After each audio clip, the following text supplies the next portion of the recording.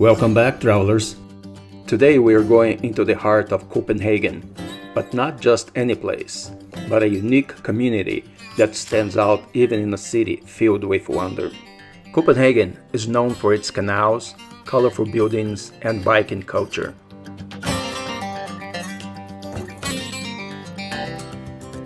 But there's one spot that's distinct from the rest, the self-proclaimed free town of Christiania.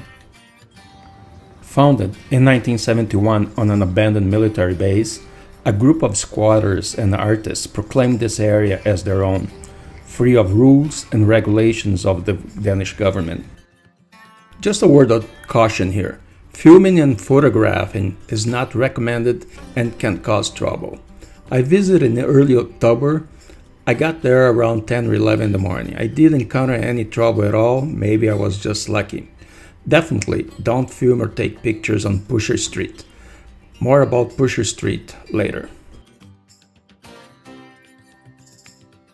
Christiania is also a contentious topic in Denmark, with some viewing it as a hotbed of crime and others as a symbol of freedom and rebellion. As you enter Christiania, the first thing that strikes you is the colorful graffiti and murals adorning the buildings. The artwork is a mix of political statements and cultural references. In Christiania, creativity knows no bounds.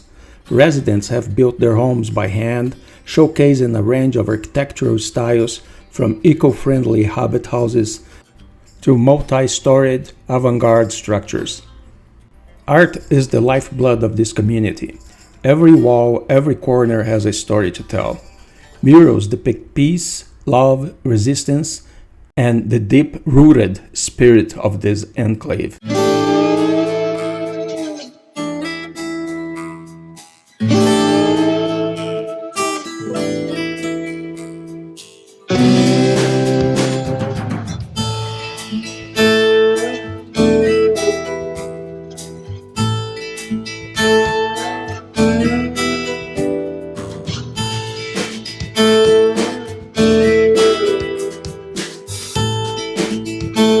Now, you might have heard of Pusher Street, once known for its open cannabis trade.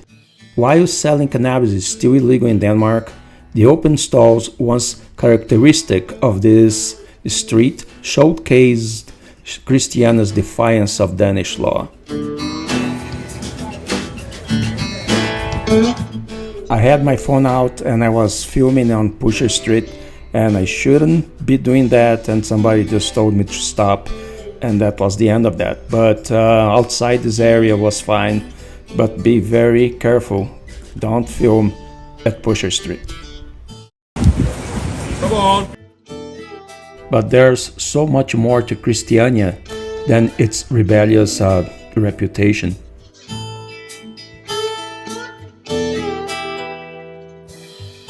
Nature is a cherished companion here. Lush green spaces, community gardens, and serene lakes offer a tranquil escape from the urban bustle, emphasizing Christiania's commitment to sustainability. I talked to a couple of residents. They didn't want to be filmed, which I totally understand. This is what they told me.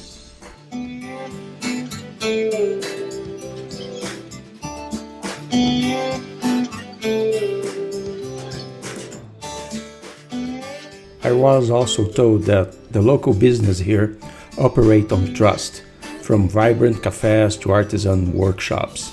The economic life in Christiania is as much about passion as it's about sustenance. You often spot the Christiania flag, 3 yellow dots on a red backdrop, symbolizing the 3 eyes in Christiania. It's a banner of pride for this one-of-a-kind community.